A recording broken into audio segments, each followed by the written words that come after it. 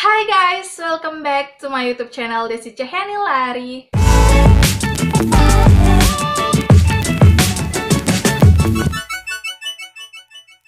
Hai guys, welcome to the Kala Squad and salam KB, kece, edukatif, beauty, dan inspiratif. Nah, jadi di video kali ini aku bakal ngambil tema edukatif dan ini khusus bagi kalian yang bakal ngelanjutin masa belajarnya itu ke universitas atau ke perguruan tinggi.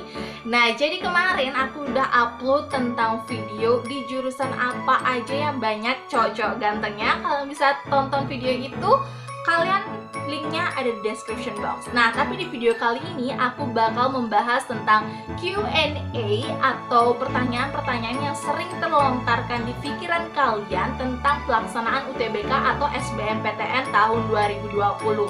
Dan ini pertanyaannya sudah dijawab oleh pihak LTMPT. Itu kemarin kalau nggak salah aku lihat di akunnya gitu ya.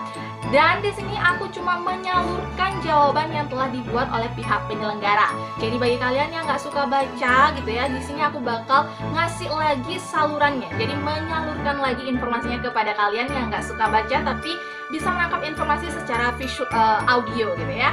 Oke, langsung saja kita mulai. Tapi sebelum ke videonya, seperti biasa jangan lupa untuk subscribe dan share video ini ke teman-teman kalian juga yang akan mempersiapkan dirinya untuk mengikuti SBMPTN tahun 2020. Oke, untuk pertanyaan pertama yang sering muncul adalah, Kak, kita itu bisa tes UTBK berapa kali sih? Nah, jadi pihak penyelenggara udah menjawabnya, kalian itu bisa mengikuti tes maksimal 1 kali. Jadi itu bukan minimal dan itu sudah maksimal. Jadi kalian per orangnya atau per individu hanya boleh ikut tes sekali aja. Nah, terus pertanyaan yang kedua itu sering muncul, Kak, 1 hari itu berapa kali tes?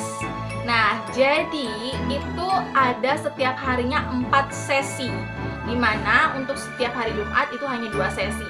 Jadi kalian harus kuat-kuatin ya imunitas kalian supaya kalian itu siap mengikuti tes di setiap sesinya.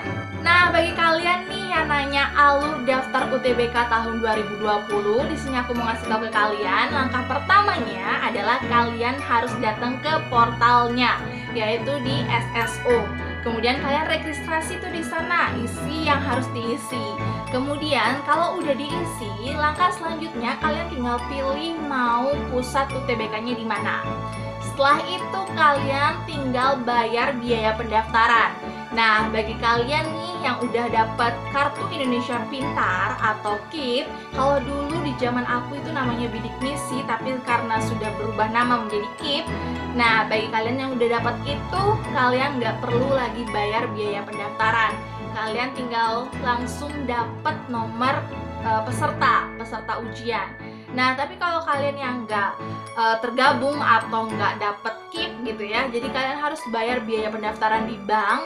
Nah, setelah itu baru kalian dapat yang namanya nomor peserta ujian.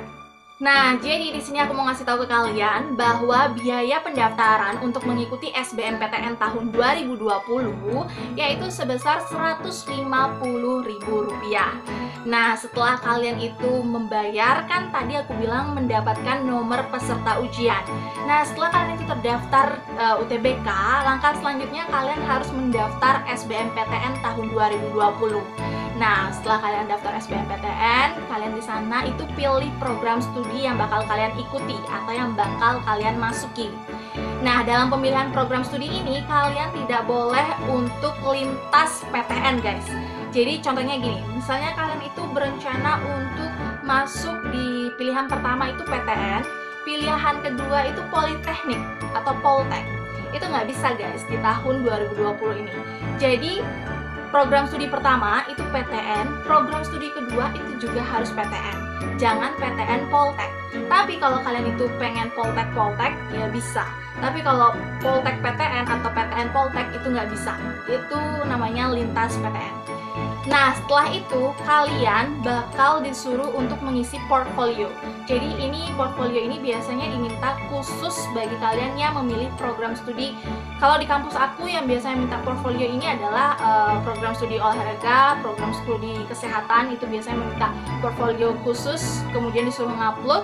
Nah, setelah itu kalian bakal disuruh minta untuk mengkonfirmasi data-data yang kalian isi. kemudian itu bakal tersimpan secara permanen. Jadi kalian sebelum mengkonfirmasi itu, kalian bisa cek dulu sebelum tersimpan secara permanen. Nah, kalau sudah tersimpan secara permanen, langkah selanjutnya itu bakal kalian disuruh untuk mengunduh kartu tanda peserta UTBK SBMPTN tahun 2020. Kita beranjak ke pertanyaan selanjutnya. Nah, Kak, aku ini anak IPA, teman aku anak IPS. Apakah nanti kita ada perbedaan soal? Nah, jawabannya nggak ada perbedaan soal, guys, karena kalian ini untuk tahun ini itu soalnya jenis satu jenis aja, yaitu jenis TPS aja. Nah, kalau dulu di zaman aku itu ribet banget, guys. Ada saintek, ada sosum, ada campuran, terus ditambah dengan TPA. Nah, untuk TPA ini diganti namanya dengan TPS. Nah, bagi kalian untuk tahun ini itu hanya tes TPS aja.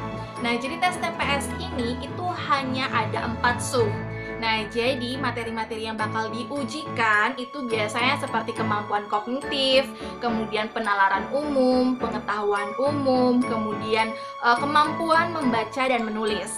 Dan yang perlu kalian ketahui, untuk SBMPTN tahun 2020 ini, jadi katanya nih ya, kata dari pihak penyelenggaranya, jadi aku bakal ngeliatin ke kalian, ini screenshotannya.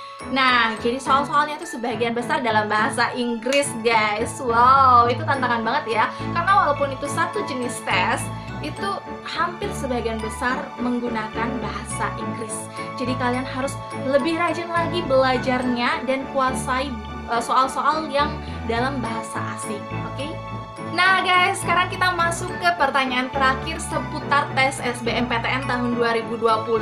Nah, setelah kita itu mengikuti tes kan ya, tentu kita sebagai seorang mahasiswa ataupun seorang siswa pasti menggebu-gebu ingin tahu berapa sih skor yang kita dapat dari ikut tes itu kan ya. Selalu itu pasti udah pengen tahu aja gitu skor yang peroleh berapa. Nah, jadi dari pihak penyelenggara itu sudah mengkonfirmasi bahwa hasil skor yang kalian peroleh itu bakal di-share oleh pihak penyelenggara 1-2 jam setelah pengumuman SBMPTN, guys. Jadi tenang aja, kalian pasti tahu skor yang kalian dapetin. Nah, selanjutnya pertanyaannya, Kak, tapi kan saat ini lagi musim corona, lagi COVID-19, nanti kalau ikut tes gimana dong? Nanti kalau aku tertular gimana dong? Nah, tenang aja guys, karena dari panitia penyelenggara itu sudah mengkonfirmasi dan akan menyebarkan informasi bahwa kalian itu harus datang lebih awal sebelum tes dimulai untuk melakukan protokol kesehatan. Dan aku mau ngingetin ke kalian, kalau kalian itu mau ngikutin tes, jangan lupa untuk menggunakan masker guys ya, dan bawa hand sanitizer, oke?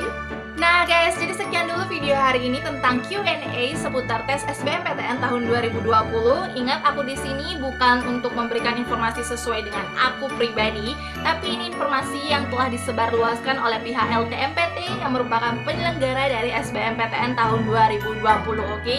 Dan aku hanya menyalurkan aja kepada kalian, mungkin bagi kalian yang nggak suka membaca, di sini aku hanya membantu kalian untuk mempertegas dan juga untuk memudahkan kalian nih. Bagi kalian yang nggak suka membaca, mungkin yang lebih suka mendengar untuk mendapatkan informasi, ya udah dengerin aja dari aku, oke?